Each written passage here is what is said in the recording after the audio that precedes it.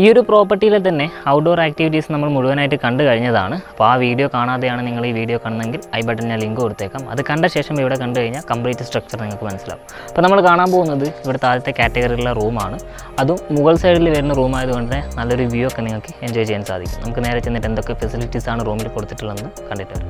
റൂമിന് പുറത്തായിട്ട് ചെറിയൊരു ബാൽക്കണി കൊടുത്തിരിക്കുന്നത് കാണാൻ പറ്റും. ചെയറൊക്കെ കൊണ്ടിട്ട് ഇവിടെ വന്നിരിക്കുവാണെങ്കിൽ നിങ്ങൾക്ക് നല്ലൊരു ഈ ഒരു നാച്ചർ നല്ല രീതിയിൽ എക്സ്പ്ലോർ ചെയ്യാൻ സാധിക്കും.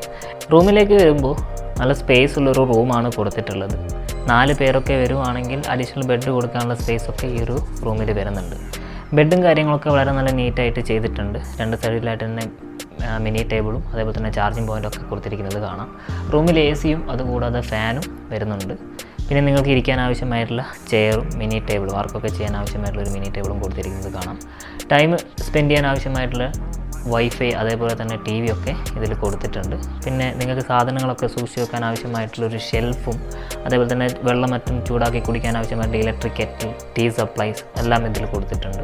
വേസ്റ്റും കാര്യങ്ങളൊക്കെ പ്രോപ്പറായിട്ട് ഈ വേസ്റ്റ് ബിന്നിൽ തന്നെ ഇടാൻ വേണ്ടി ശ്രമിക്കുക. പിന്നെ റൂം അറ്റാച്ച്ഡ് ആണ് വരുന്നത്. സ്പേഷ്യസ് ആയിട്ടുള്ളൊരു ബാത്റൂമാണ് ഇവിടെ കൊടുത്തിട്ടുള്ളത്. ബാത്റൂമിൽ എല്ലാവിധ ഫെസിലിറ്റീസും അതായത് ഹീറ്റർ, മിറർ അതേപോലെ തന്നെ വാഷ് ബേസ് തുടങ്ങിയ എല്ലാ ഫെസിലിറ്റീസും കൊടുത്തിട്ടുണ്ട്. ഇത്രയും ഫെസിലിറ്റീസാണ് ഈ ഒരു റൂമിൽ കൊടുത്തിട്ടുള്ളത്.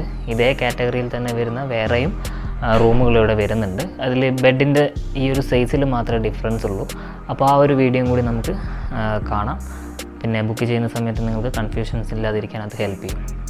അപ്പോൾ നമ്മൾ നേരത്തെ കണ്ടിരിക്കുന്ന റൂമിൽ നിന്നും ചെറിയ വ്യത്യാസം മാത്രമേ ഈ റൂമിനും വരുന്നുള്ളൂ. ഒന്ന് ബെഡിൻ്റെ സൈസും പിന്നെ റൂമിൻ്റെ സ്ട്രക്ചറും. ഞാൻ പെട്ടെന്ന് അതൊന്ന് കാണിച്ചു തരാം. ബാക്കി ഫെസിലിറ്റീസൊക്കെ തന്നെ സെയിം ആണ്.